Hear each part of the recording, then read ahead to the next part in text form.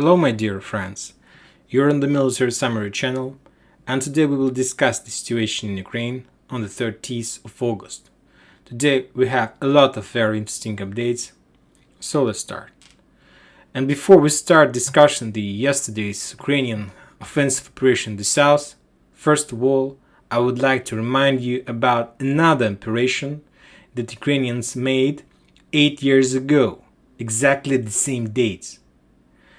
And now I'm talking about a small town that located on the south of Donetsk, on the east-south of Donetsk. I'm talking about the town by the name of Ilovaisk, this one. As you can see, this town is located on the east side of Donetsk, on the territory of DPR, very far from the border, very far from the front line. But in 2014, everything was totally different. The situation in this area was totally different.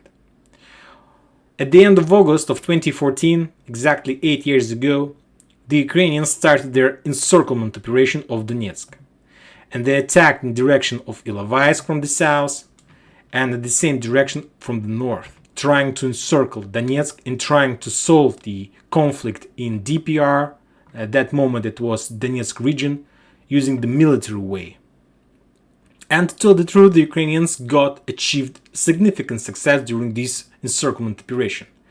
And by the 29th of August, they managed to establish bridgehead in Ilovaisk. As you can see, according to this map, Ilovaisk, as I told you, is located on the east side of Donetsk. And by keeping and holding control over Ilovaisk, the Ukrainians managed to cut the all supplies road that were moved from mainland or Russian Federation in direction to Donetsk. So we can say that by the 29th of August, the Ukrainians managed to encircle the capital of DPR. But on the 29th of August, as soon as the Russians understood that the situation is critical, according to the Ukrainian sources, the Russians still refused all these things that they helped the DPR in that special operation that was in 2014. According to the Ukrainian sources, the Russians crossed the Ukrainian border and moved their forces from the south in direction of Ilovaisk town. And the forces that were located in Donetsk did the same thing. They started their movement in the south direction. As you can see, according to this arrow, you can see that Ukrainian forces in Ilovaisk appeared in a cauldron. That was the first Ukrainian cauldron in the war with Russia. There were a lot of things, a lot of stories, a lot of rumors. The Ukrainians have their own position, the Russians had their own position. But the thing is that Ukrainians that appeared in Ilovaisk decided to break through this cauldron and to move in direction of the mainland with their ammo, with their armored vehicles, and so on. As a result of that breakthrough, the Ukrainians lost up to 1,000 soldiers. That was the biggest defeat ever of Ukrainian army. That was till these days. And 8 years later, they started their breakthrough on the 29th of August of 2014, exactly 8 years ago. And on the 29th of August of 2022, the Ukrainians decided to repeat their defeat. And now we can say that defeat in the south of Ukraine is the biggest defeat of the Ukrainian army. Now let's talk about the report of Ministry of Defense of Russian Federation. There are a lot of interesting questions I have at least about this report, and we will discuss them. We discussed many times, I created 2 videos about the situation on the front line where the Ukrainians tried to attack, and we can say summarized that Ukrainians were trying to attack all along the front line. Some attacks were fake attacks just with one purpose, to pin down the Russians. Other attacks was the attacks to penetrate the front line and to increase the bridgehead. Other attacks was to encircle some forces that were located on the edge of the front line from the Russian side.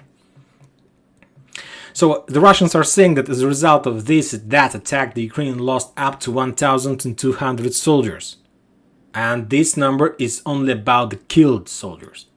This number doesn't include the number of wounded or prisoners of war. And also the Russians are saying that Ukrainians lost up to 139 armored vehicles, including tanks. We can say that this is a very big defeat of Ukrainian army. Now let's discuss the numbers in more details. The Russians are saying, mainly during that report that they did today in the morning about the situation in Kherson district, they were talking about very interesting brigade, about this one, 128th Mountain Assault Brigade. And the Russians are saying that this brigade was totally defeated. Totally.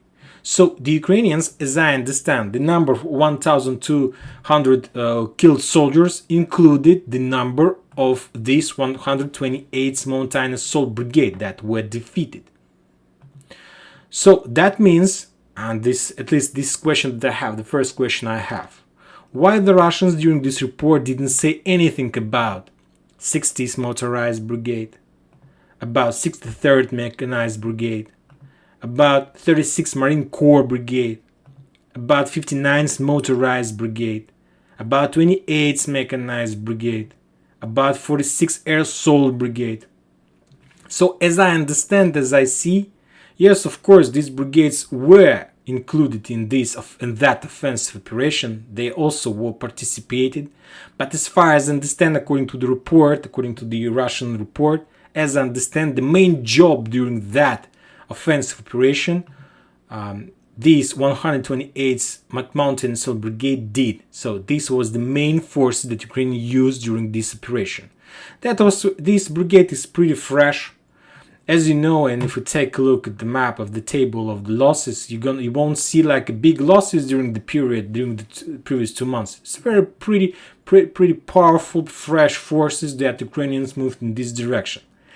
As far as I understand, the number of 1,200 mainly consists of the numbers from this brigade. So I must say, and I believe that offensive operation that we saw yesterday and the previous night was offensive operation, but main job of that offensive operation was just to recognize the Russians' artillery possibilities, their capabilities, the Russian points, their warehouses, their depots, and so on. They were trying to understand where the Russians.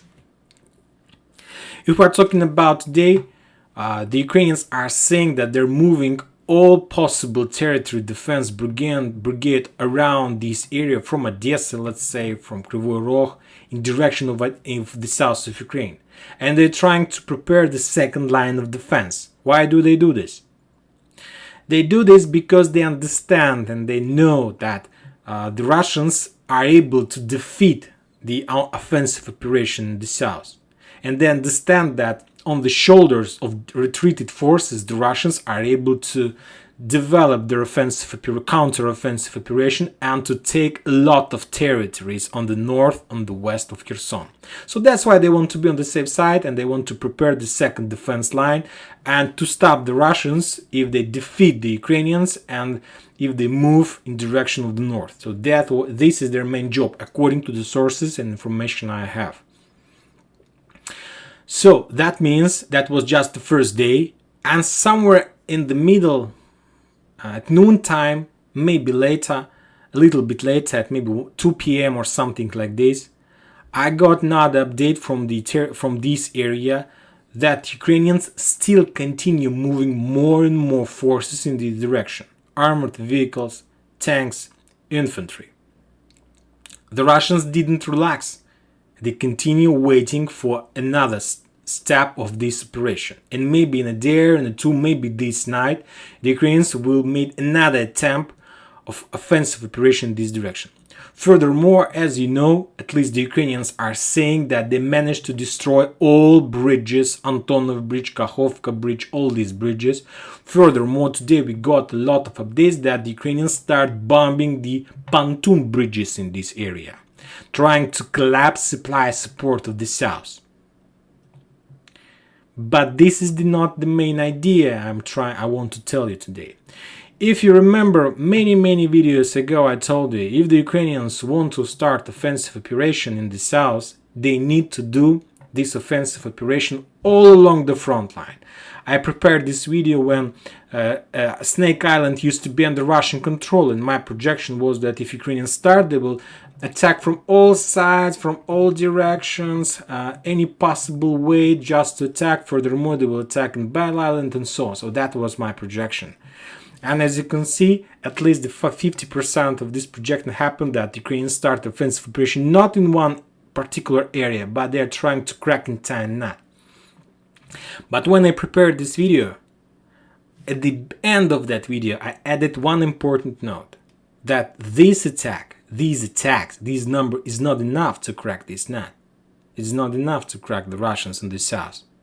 The main attack, this is not the main attack. This is the attack, I don't know, to pin down, to just the lucky attack to try their luck or something like this. My projection was that the most important attack in this case should be from Zaporozhye in direction of Tokmak. So like encirclement operation from two sides. That was my projection. I tried to analyze today's updates, a piece of news, trying to understand, do the Ukrainians prepare something like this? But I haven't found anything about Zaporozhye. But I have found something very interesting. I must say that maybe 10 minutes before I started record this video, I got very important update from one important area, and this is the area around Balakliia. And the message I got that the locals from this area reports that Ukrainians are moving endless lines of armored vehicles in these directions. Tanks, armored vehicles, infantry, just regular trucks, regular cars, everything they have, they're moving in this direction. Now let's take a look at the map of this position, and we're gonna understand everything. First of all, as you see, this area is, according to this map of this position, is the most armored vehicle, I must say. There are 3 tanks brigade, 1 tank brigade, another tank brigade, 3rd tank brigade, another tank battalion. Also, there is mechanized brigade, artillery brigade. So, according to some sources, the Ukrainians are preparing another area to attack for their offensive operation. So, I suppose that maybe if Ukrainians continue offensive operation in the south, they need and they will open another front line trying to attack in other direction. And as I see, the Ukrainians chose Izum bridgehead, Balakliia Izum bridgehead as the second line of attack in this offensive operation. And we can understand why, because there's like railroad, a logistics center in Balakliia. There are a lot of roads that the Russians use to support the south, the Liman area, so they need to cut this area and they need to return Kharkiv, and they need to establish entire control over entire Kharkiv region. So this situation, maybe it's some kind of rumors, I don't know, but I suppose that according to my understanding of this operation, I suppose that there's more truth in these notes than lie. But of course, if Ukrainians are not going to start any operation in the south, there is no reason to start operation in Izum bridgehead. These two operations is very good when you do them both at the same time. Or maybe with some few days of differences. Like first in Kryvyi Rog, trying to force the Russians to move their artillery, to change their focus in this area, to move airplanes, aircraft, helicopters, everything they have, just to stop the Ukrainians, and after that to start something on totally opposite side of Ukraine, and of course it will cause a lot of problems to the Russians. Furthermore, as you know and as we see, the Russians are not very successful on Izum bridgehead. I'm not saying that they're unsuccessful. I'm not saying that Ukrainians are very successful. I'm trying to say that we can say that this 50-50. Like both armies are pretty good in this area. Sometimes the Russians do some offensive, then the Ukrainians do some counter-offensive, and the front line is stable here, at least near Izum bridgehead, and the Ukrainians want to return Balakliia, the area from Balakliia towards Izum. This is like the vital area for them. This is about the situation. Now let's continue discussion about the report of Minister of Defense of Russian Federation. They gave us more numbers. Also, the Russians are saying that they attacked this tank brigade that located near Velika Novoselovka. They destroyed the headquarters of this tank brigade, the ammo depot of this tank brigade, and as a result of that attack, this tank brigade lost up to 200 soldiers and up to 20 armored vehicles. So that's a lot. And as we know, the Russians are shelling and blocking Velika Novoselovka, this small town. This one, let's take a look at this map. They're trying to push, to crack, to pin down the Ukrainians in this area. Furthermore, we know that the Russians are trying to storm Ugledar. There are very heavy clashes around this town, so that's why they need to pin down the tanks forces, and every single reinforcement the Ukrainians are able to send from Velika Novoselovka in direction of Ugledar. So of course we understand the situation. Another important update are coming from Konstantinovka, this town. The Russians are saying that during the previous hours they attacked some group of forces, and as a result of that attack, Foreign Legion and Kraken Special Forces lost up to 100 soldiers together, I can summarize for those two brigades, and up to seven armored vehicles. If we're talking about some movements on the front line, there is no movements on the front line. The front line is stable. The Russians are reinforcing, trying to understand what the hell is going on, how to solve this situation, how to be on the safe side. And the Ukrainians are trying to fix all their issues with wounded soldiers, with blood, they have already spotted everything, every single Russian position. Now they try to build a logistic of attack and something like this. So I suppose that very soon, maybe even this night or maybe tomorrow, we're going to see another stage of this offensive operation. And that's it for today. Military Summer Channel reminds you that we condemn any violence in Ukraine. Thank you for watching, subscribe to my channel, put your likes, join my Patreon, and have a good day. Thank you, bye bye.